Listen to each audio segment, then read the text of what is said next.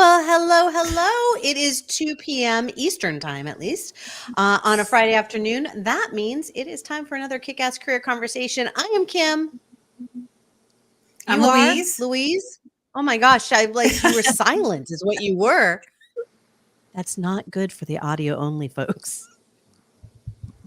And we're joined today by Alan That's Alan right. Mueller. Yeah.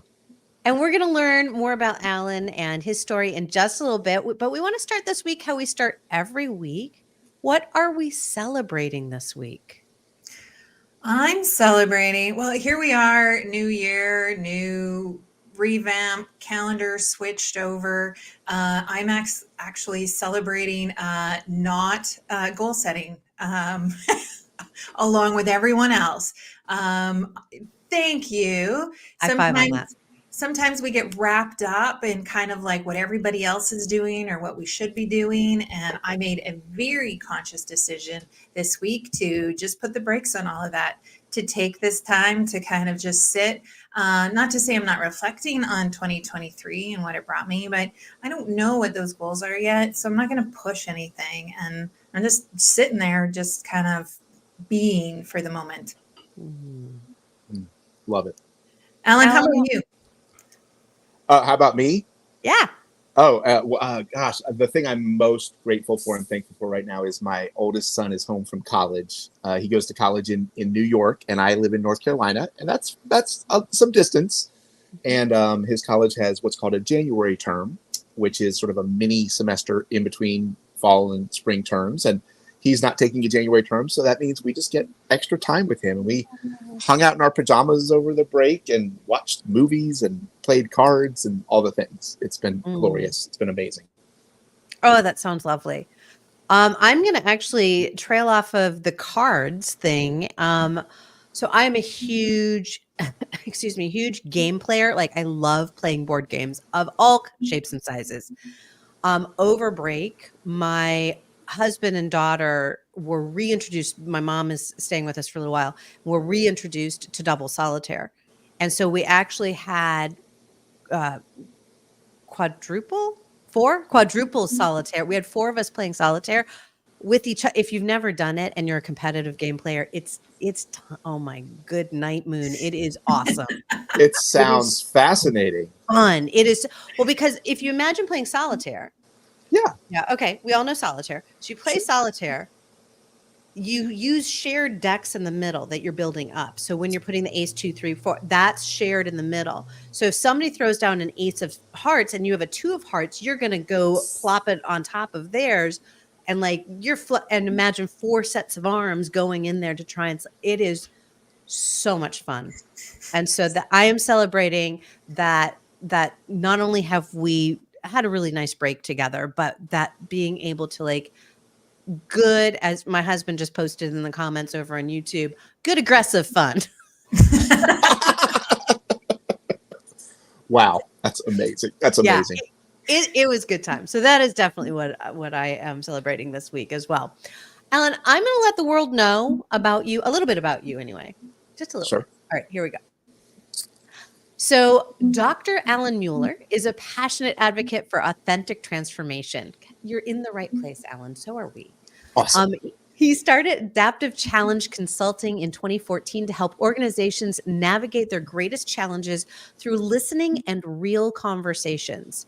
Alan has worked in finance, sales, higher education, and even hospitality. Through his unique journey of failures and successes, he has gained insight into organizational leadership and development. Alan always brings authenticity and humor with him, whether assisting organizations on their inclusion efforts or helping them evaluate their programs. Now, here's some fun facts. Alan is a former improv comedian, is pretty obsessed with Disney World, and we can see that in like your mug and is a member of the 5th largest historically Black fraternity in the country. And you don't need to adjust your screen. He is white. I am a white man, and I are a white man. Yeah, I throw so many people with that fun fact. So I need to, and you have a TEDx talk. Just throw that in for fun at the end too. So, but I need to know. I know, Louise, I'm going to let you ask your question in a second, but I need to know about the fraternity. Yeah.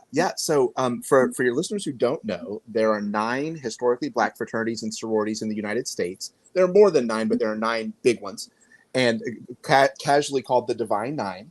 And what's interesting is more than 55% of people who join those organizations do so after college, not in college, which is what I was used to. But these historically Black organizations are more akin to sort of like the Rotary Club meets the Freemasons meets, so more like adult things. And so I worked at a small, predominantly white university, although now it's sort of bigger. Now it's about 20,000 students. And I was the advisor for several multicultural groups, the largest group of Black students on campus at an otherwise very, very white campus. And an administrator approached me about starting a chapter of what's called Iota Phi Theta. And I originally imagined he wanted to get in front of my students to start an undergraduate chapter. And I said, so do you want some time with my students? He goes, no. I want you to pledge. And I said, okay, well, first of all, I'm a grown-up. And I've got, a mortgage, a wife, 2 kids, a few grad degrees. I don't know that I'm going to pledge anything at this point in my life. But then he told me, look, whether you do this or not, I want you to help me with this youth program at the local elementary school to get young boys of color interested in college, whether you do this or not. And I'm like, okay, now you sound like you're really about something. And then the second thing he said really got my inner feminist and womanist excited. And he said, and this is a family decision. So I want to sit down with you and your wife to have this conversation. And I was like, okay. And then it occurred to me that if I stepped out of my comfort zone, I was in my 30s.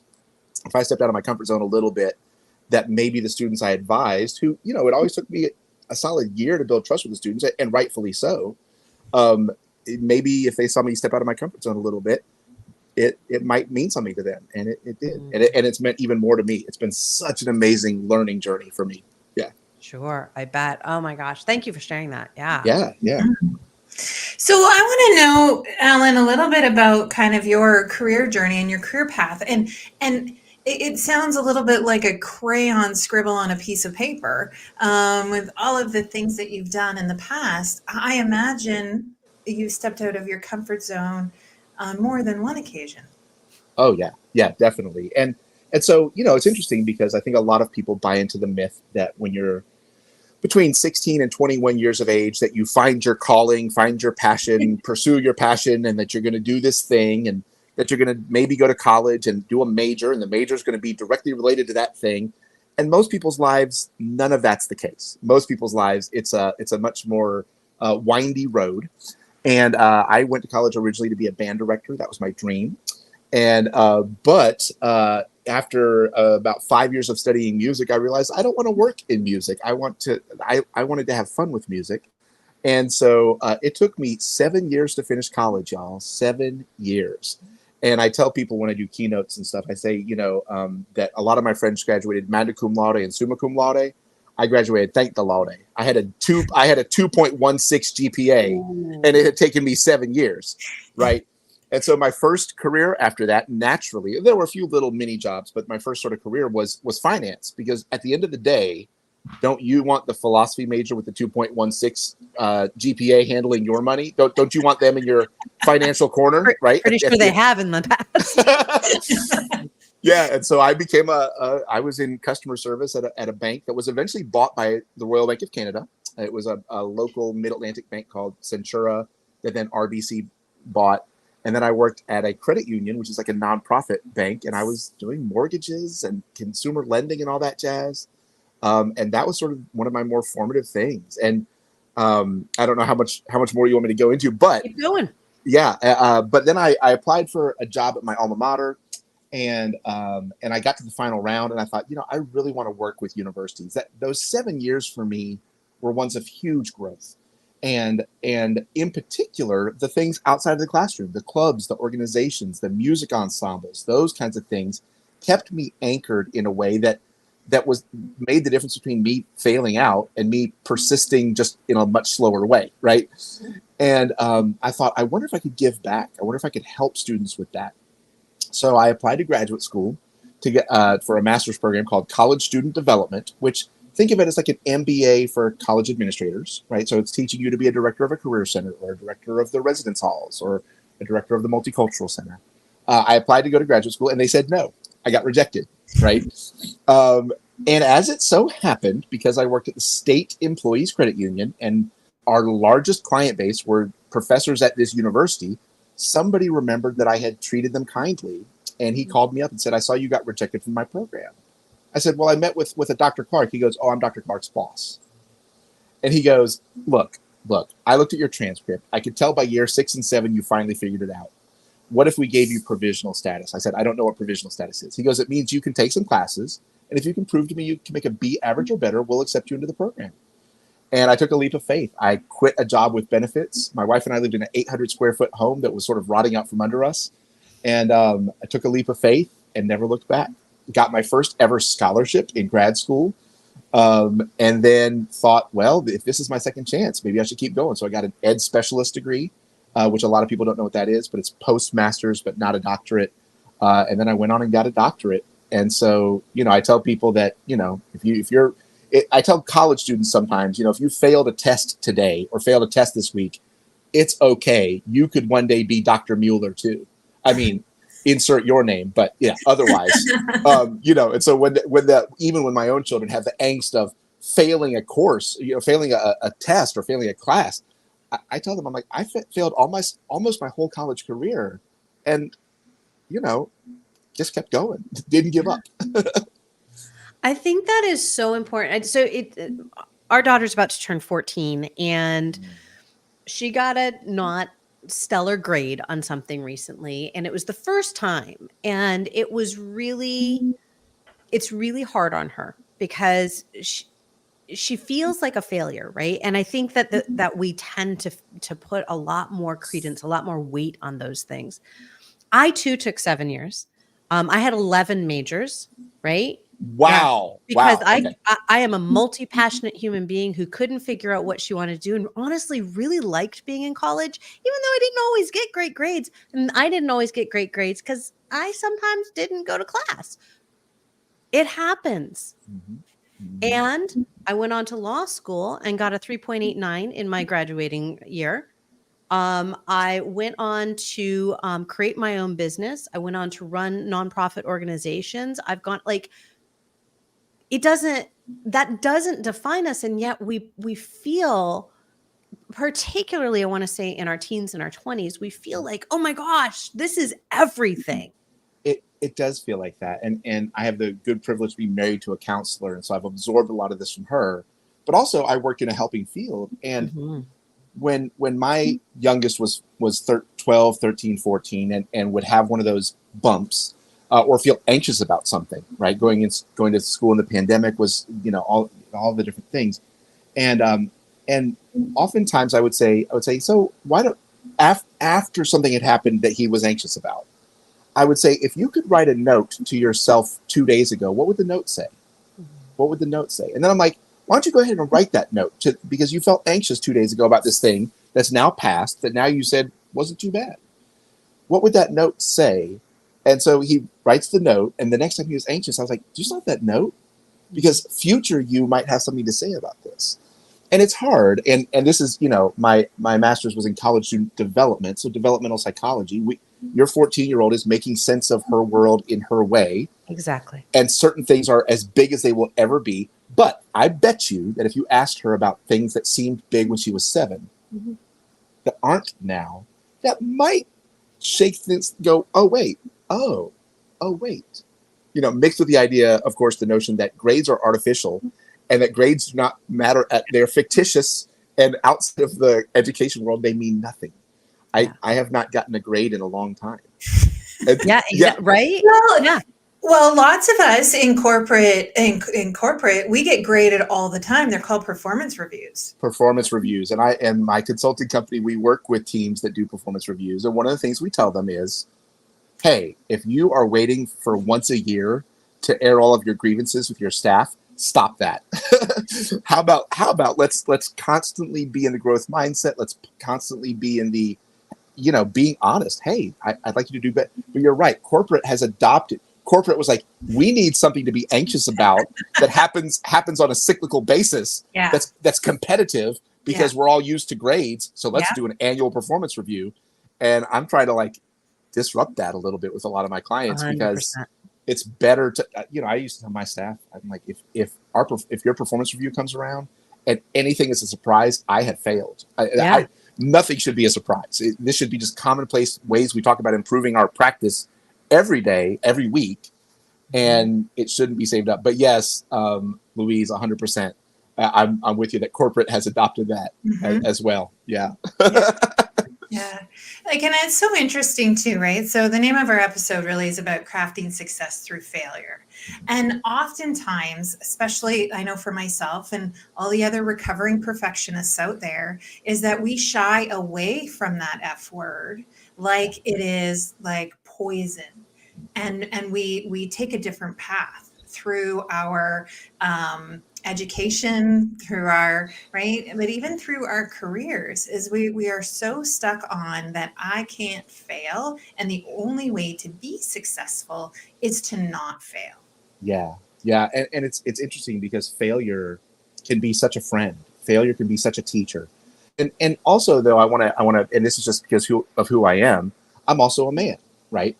So the price of me celebrating failure is a lower price than if I were a woman, right? I'm also a white guy. The price of me leaning into my failures is a lower price than it would be for someone who's Black or someone who's Latine.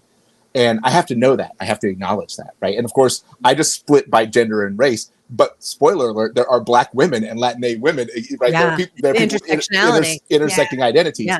And so so I was working with a group recently at a historically Black college, and you have to acknowledge that. Sometimes I do improv with teams, and I'm like, the price of being silly is different for different people based on their environment and based on what society expects of you based on your identities, fair or not. That's a reality, and so we have to work on that part of our cultures to get to this growth mindset, this idea that failure should be celebrated as a teacher. And the perfectionist thing, I'll tell you, when I was in my cohort doing my doctorate, so many of the people in there were so competitive, and the question was, well, who's going to defend their dissertation first? Who's going to be first? And there was this, I guess, unspoken fear with some people about who's going to be last. And at some point, I said, y'all, do you know what they call the last person to finish the program? Doctor.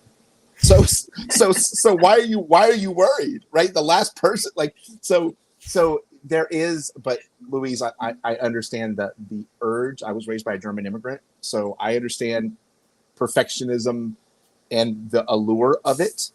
And y'all, any of your listeners, if you're holding on to that, do what the Snow Princess says. Let it go, right? Let it go. And it's harder, it's harder for some than others. And I do a lot of Myers-Briggs talk about our different personalities. And if you have a J at the end of your Myers-Briggs, that's a process that takes some therapy, right? If you have a P at the end of your Myers-Briggs, you might have just heard it on the podcast and be like, let it go. Heck yeah, I'm going to let it go starting today.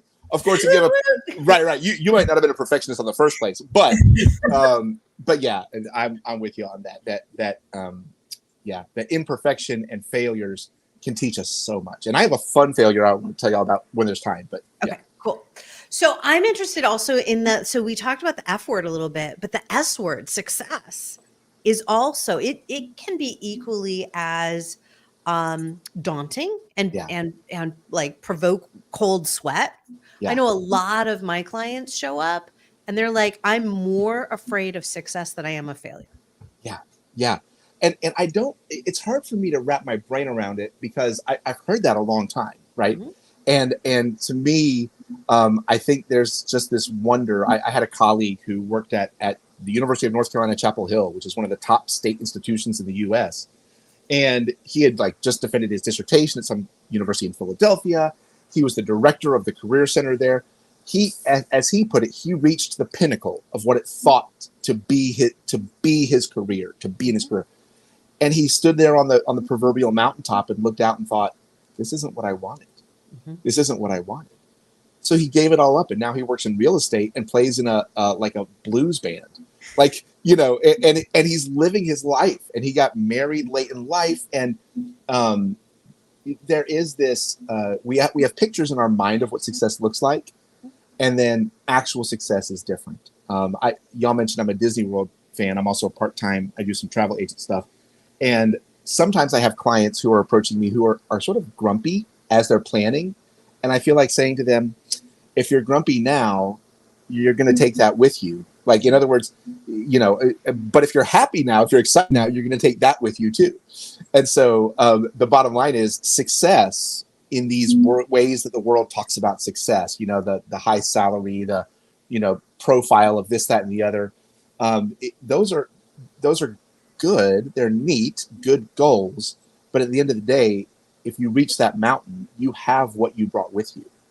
And so if what you brought with you is going to comfort you and be good, then yay, that success is going to be welcomed as a friend. And if what you brought with you was anxiety and fear and all those things, you're going to be standing on the mountaintop going, I still have those things with me, Yeah.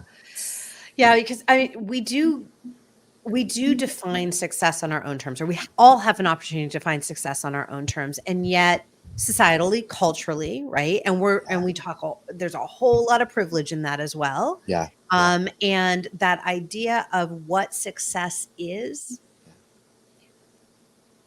changes, not just when we open ourselves to an understanding that we get to define it for ourselves, but it changes as we go through our life, as we have experiences, right? When I became a mother at age 40, it was my life changed. Yep. What became successful for me. Yep.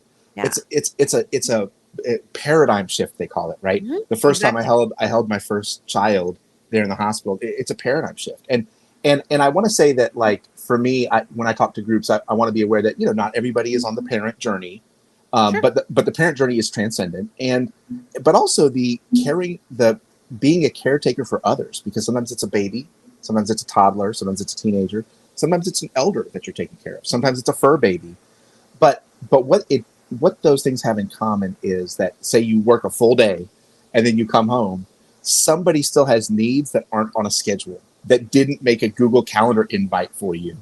And that's part of the shift, that when a baby cries, it needs help now, not, you don't get to schedule it, right? And so I'm with you that it can be a transformative experience for me, having my first child, it changed everything. And it changed what success meant. But then also, too, it also added fuel to some of the societal things, too, right? Yep. In other words, when I started my entrepreneurship journey, I was in this neat community of people who had been in student affairs. And I asked the group, I'm like, how many of you transitioned from this steady job at a university to being a full-time entrepreneur after what I called robust commitments? So I'm like mortgage, children, mm-hmm. spouse, you fill in the gaps, whatever that is.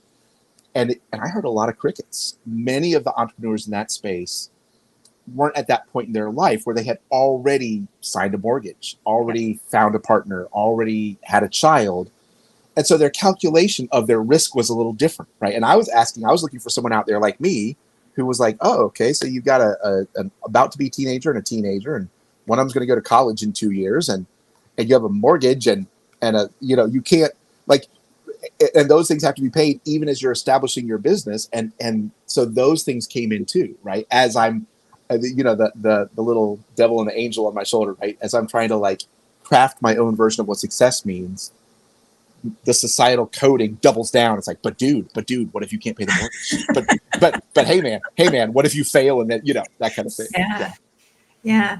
Well, and I think too, like Ellen, you mentioned that word risk, right? And I think our aversion to risk can sometimes play into our aversion to failure or our aversion to success. And yeah, right?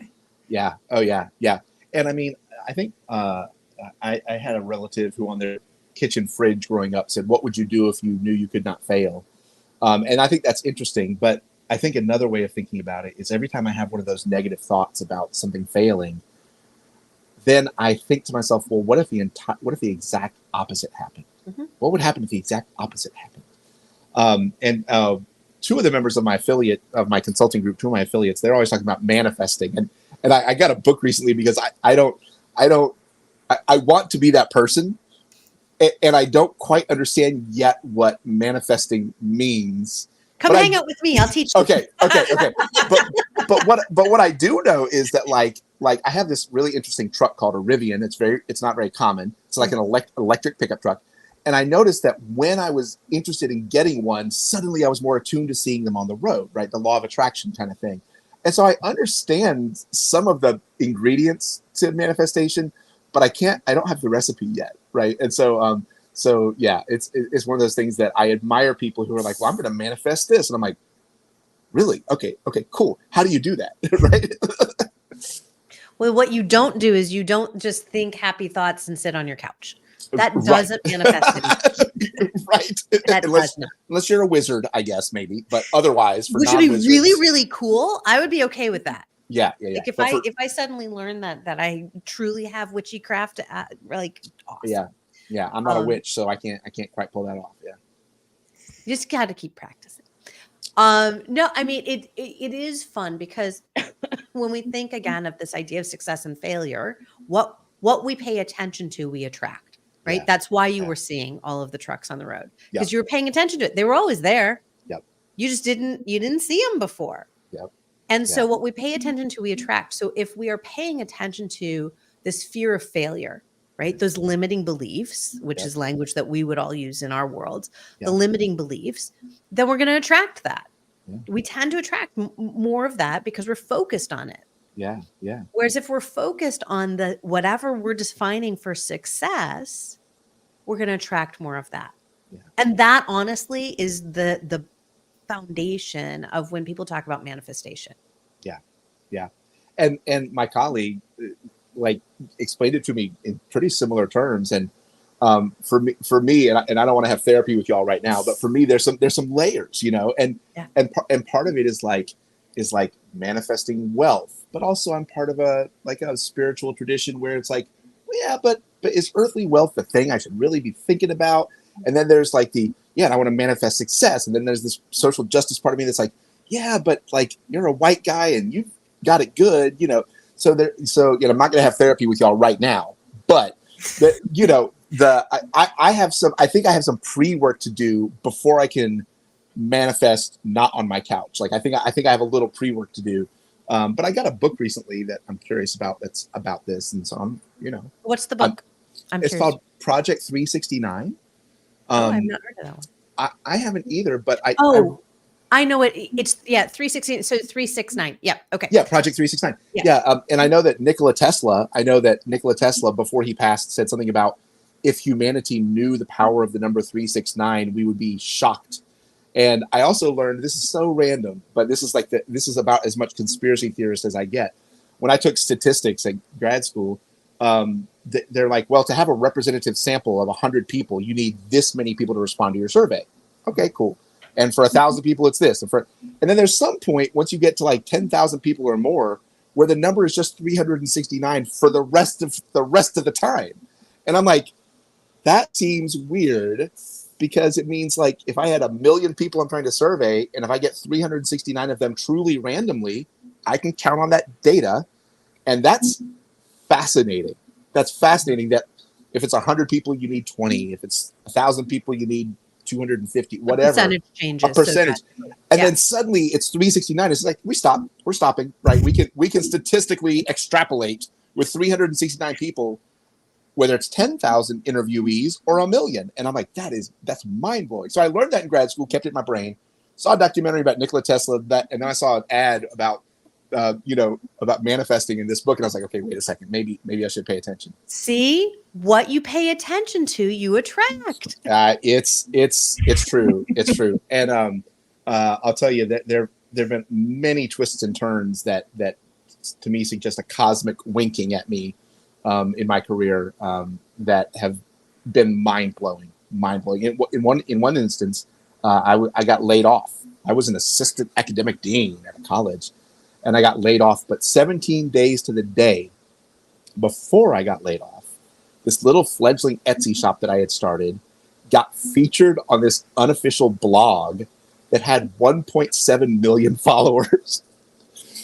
And so I sold in those 17 days about 4 paychecks worth of my stuff from this little itty bitty side project.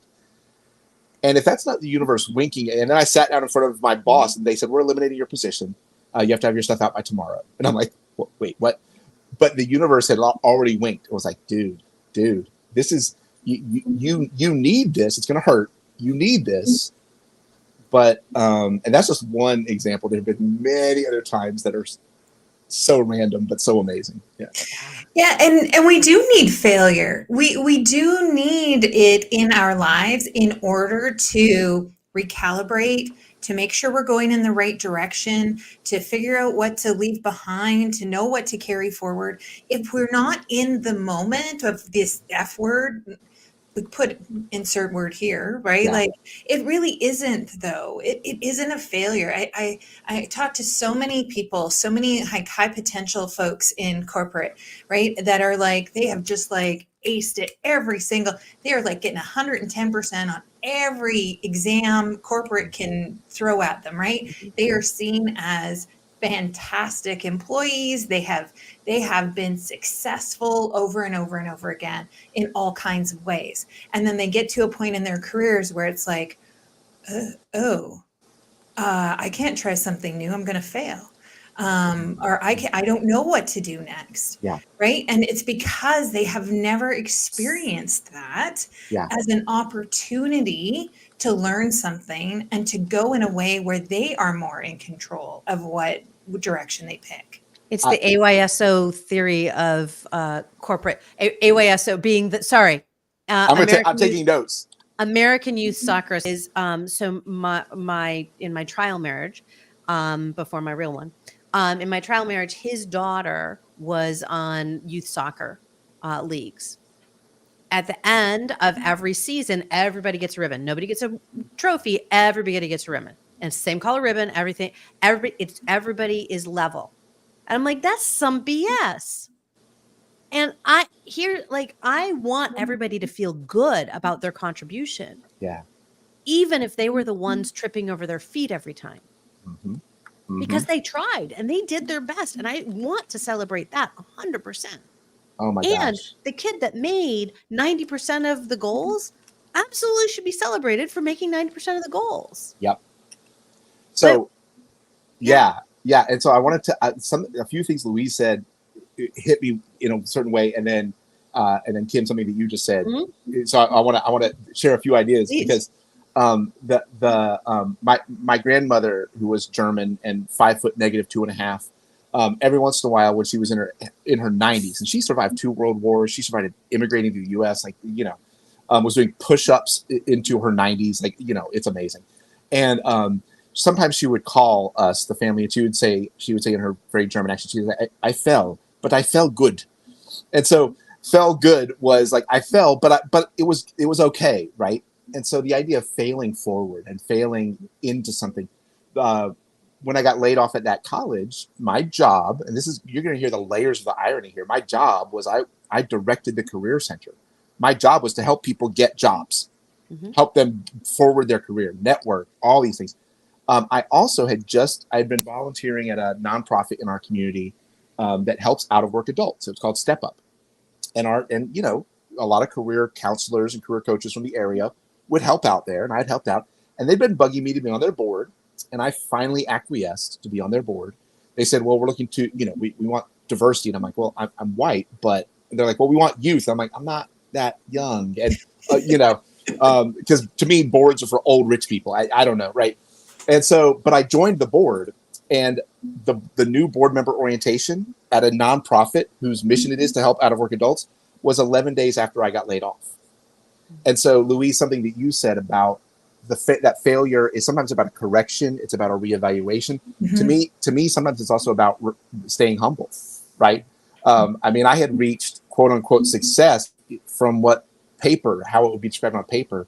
But I think that these failures, one of the things that they do is they build empathy.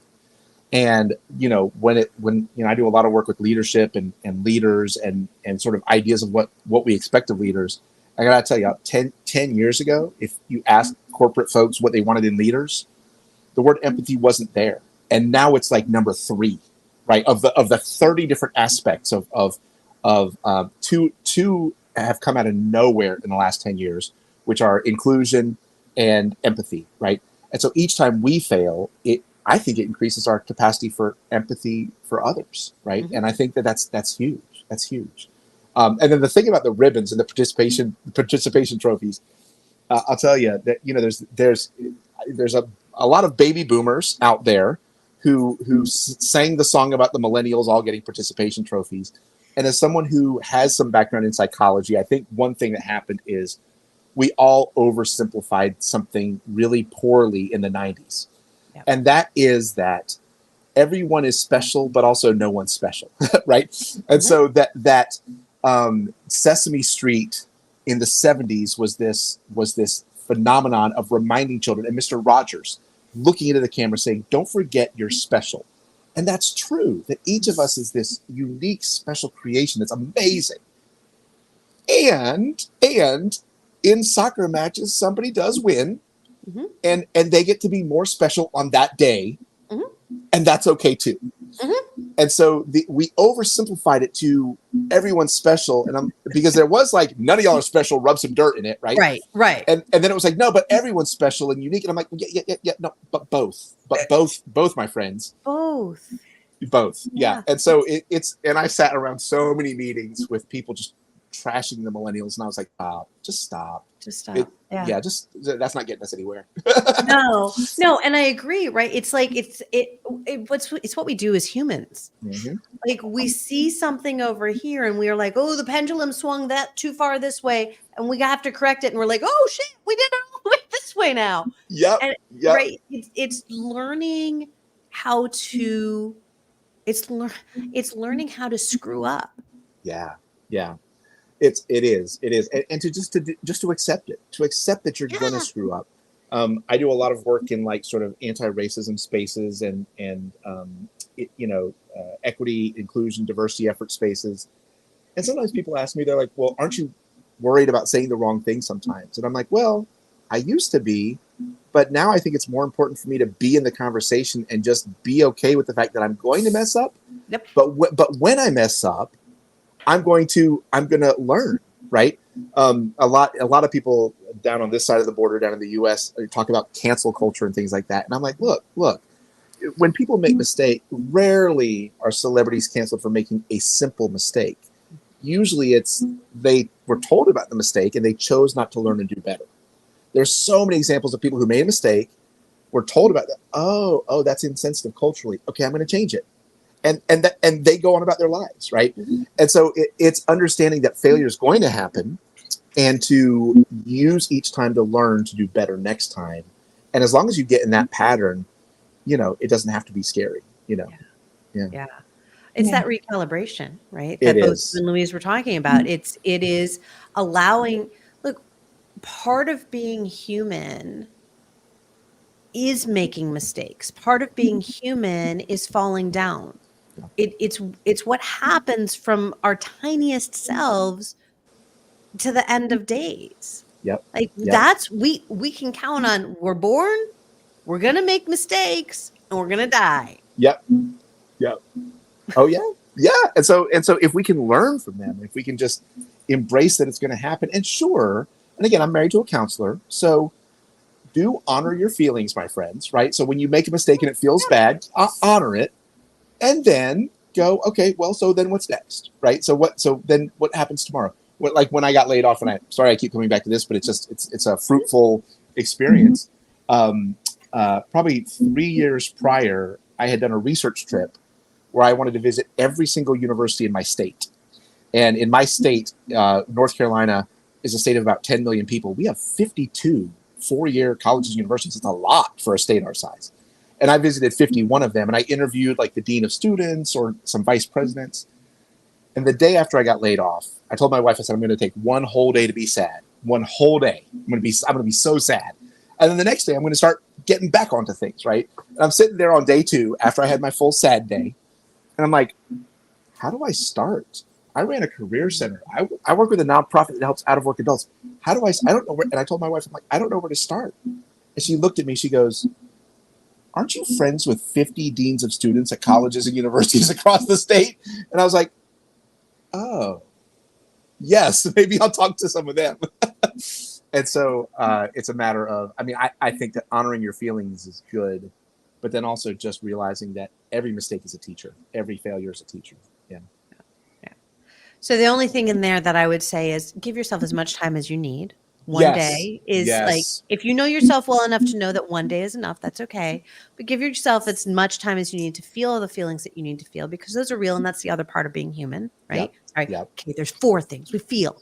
Um, Yes. Yes. And for me, and I appreciate you adding that, because for me, a day was what I was willing to give myself. Did I really need more? Yes, I did need more. Um, but some of that I had to do in motion, right? So I gave myself a day to grieve and to be sad, not in motion. Mhm. And then I was like, okay, yeah, I'm going to reconnect with my therapist, and I'm going to spend some more time doing some other intentional things. But that second, for me at least, for my journey, I had to do some of that stuff in motion, because the mortgage was still out there, right? So, but yeah, I appreciate you adding that, because, and this is probably the German, the German Lutheran thing that I was raised with, if you have feelings at all, have them for 30 minutes by yourself later, So I felt guilty about having a whole day, right? Yeah. Well, and we all bring our own story into these moments, and we have this baggage, this luggage, these experiences that shape and form how we're going to handle these situations. Yeah. And to really, right, you talked about empathy, but also really like compassion too, right? And Yeah. turning that in on ourselves and really practicing that self-compassion to say, right, like, it's not just, we're not just talking about getting failure right. We're talking about, right, like being really, really open and vulnerable, and saying like it really can suck sometimes, to fail, and it's okay that we just aren't immediately picking ourselves up and dusting ourselves off. Sometimes we got to lay in the dust for a little while. Yes. But turning that light on ourselves and really, really starting to practice self-compassion. Yeah. Yeah. One time in and I really appreciate that. One time in counseling, I did an activity called the empty chair.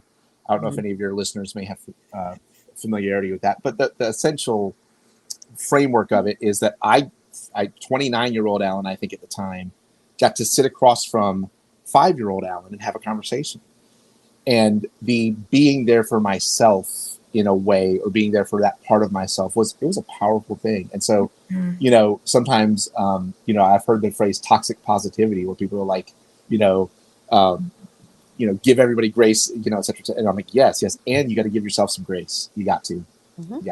Yeah. Oh, grace is a huge thing that we forget that we have. But yes, spiritual bypassing and toxic positive. Look, I don't even want to say it. It's rampant, particularly in where we're all practicing. And so allowing people to have their full human experience, on both failure and success. I think that's important. I think, and that was actually why I brought up the AYSO thing, was is by flattening everything, we stop allowing people to have the fullness of our experiences. Yeah. And I'll tell you, my wife and I early on adopted a parenting strategy called Love and Logic, which is amazing. And one of the ideas is that each child is having their own experience, right? It repositions parents as not fixers of things, but coaches and advisors. We were of the mindset pretty early on. We're like, we're not raising children, we're raising future adults. And they're going to have a full experience, and we're along for the ride for a while. And so, like, letting them have that robust, sometimes they're going to feel sad. And in the Love and Logic framework, it's like, let them feel sad, hold them, right? Comfort them. And then later, whatever they were sad about, you can talk about how and coach them on their way through it. But it's an amazingly powerful system that, when I was skeptical when my wife introduced me to it, and almost 20 years later, I'm very thankful we went down that path, because it was pretty amazing. But it does honor the feelings of children, and it doesn't. So many parents, I've seen so many parents. A kid breaks a toy and they yell at them for breaking the toy. I'm like, dear parent, the child's already sad. They already understand the consequence of a broken toy. You don't have to give them a 20-minute speech about, I told you this and this, that. No, hold them. Do you remember what it was like to break a toy? Like, just comfort them, right? And then later be like, okay, well, that toy is probably not going to be as much fun to play with. What are the other, later go into the logic where you are not, so many parents, if their kid cries past 10 minutes, they're just going to go buy a new toy. Mm-hmm. And the reality is that doesn't teach your kid the thing the kid needs to know, right? Because there's no magic toy fixing fairy in my life, right? Like I don't have, if my car breaks, nobody just magically fixes it for me, right? And so it teaches kids this number one, that you love them and care about them and you're there for them. But number two, that you're there for them to solve their own problems. And you're their coach, you're their advisor, you're their resource. But they're going to be in a lifetime where they solve their own problems, right? Where they, those that they surround themselves with, Yeah. Beautiful. Yeah. Well, I just looked at the time and that 45 minutes went fast. Oh my gosh. So I would love to know, what are our takeaways? What are those golden nuggets that we are taking with us, putting in our pockets or keeping in our hearts? Oh my gosh. Well, from this conversation, I'm just thankful that y'all are having this conversation. It's a great conversation. And I think that one of the things that I would just reiterate is that, as your listeners are listening, that we build up so many things in our mind about what others expect of us. And I think that a lot of that is a construction. I'm going to tell you a real quick anecdote. I used to do this activity called a string maze, where students would follow a string maze blindfolded and they would try to reach the end. And I would tell them three things over and over. There's an end. When you get there, you'll know it. If you need help, raise your hand. That's all they were told. There's an end. If you get there, you'll know it. If you need help, raise your hand. They keep going. Finally, a student will raise their hand, say, I need help. And I go whisper to them, take off your blindfold. Congratulations, you've reached the end.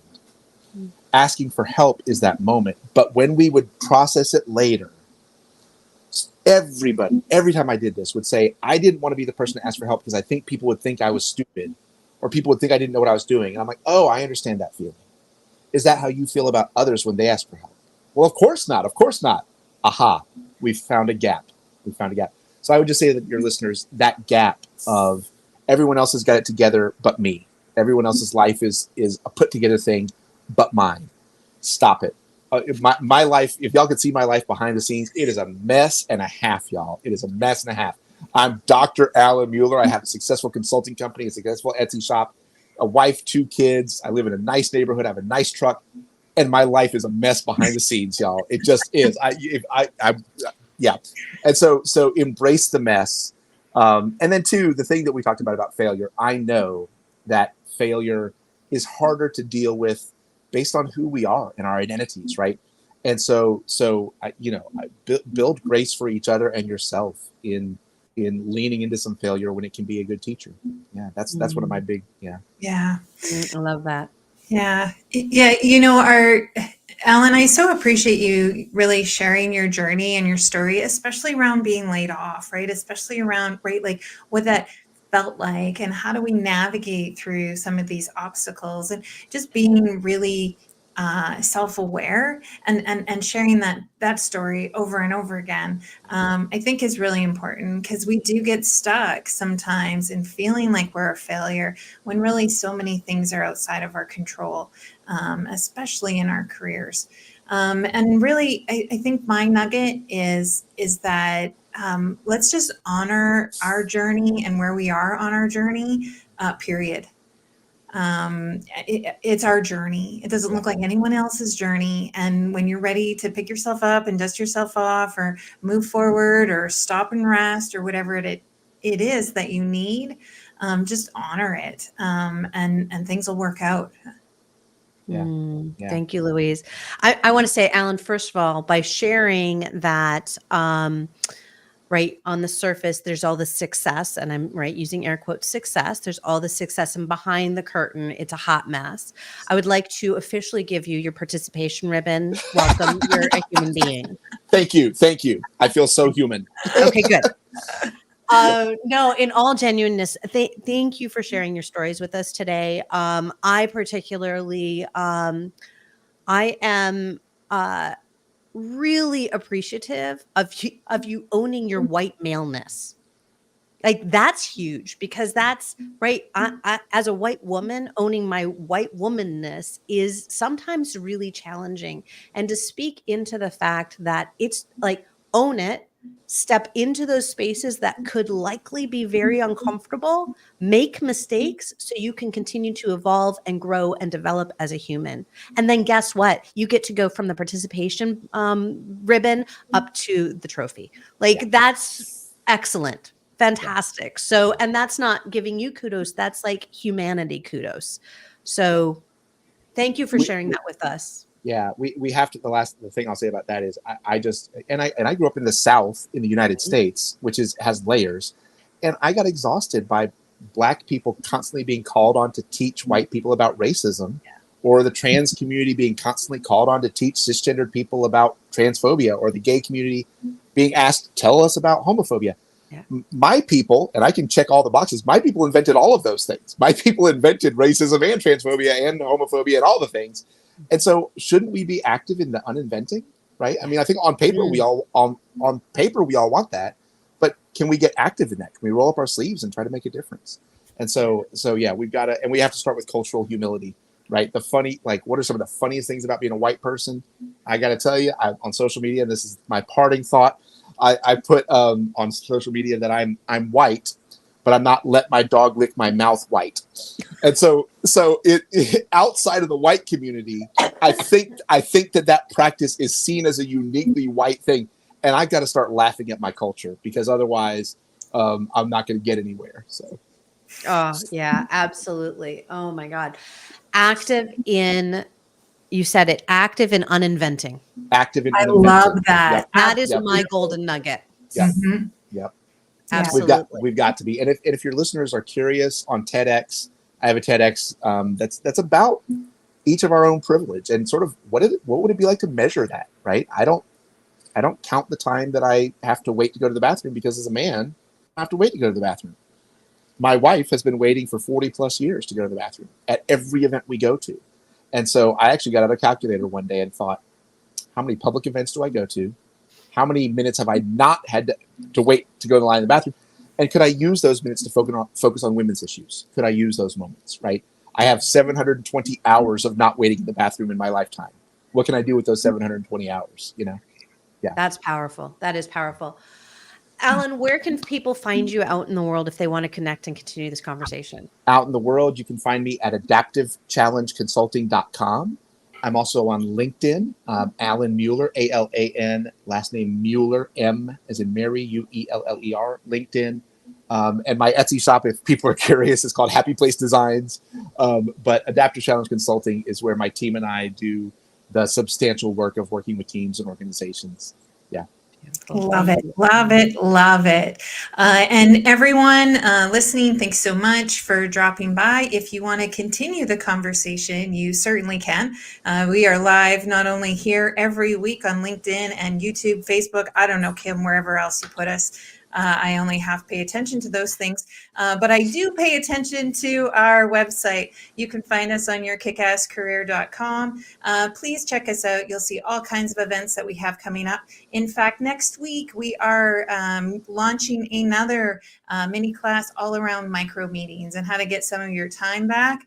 Because as Alan said, we'll be surprised, right, at how much time kind of slips away from us. So thank you so much. And then Gigi is next week. Please join us as she is our guest and we talk about being a lifelong learner. Thank you so much, everyone. Please check us out. We have some great news as well about our Kick-Ass Career community and our collective. And you'll find that on our website.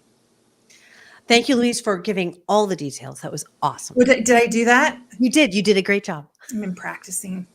Look at fireworks even. Alan was prepared. When you love Disney, you always have the fireworks ready. I don't know where that came from. Alan, thank you so much for making time, for stopping by for this really wonderful conversation. I know that I will be in touch to continue the conversation as well. So thank you. And thank you all both for so listening. much. Thanks, everyone. Bye for now. Bye.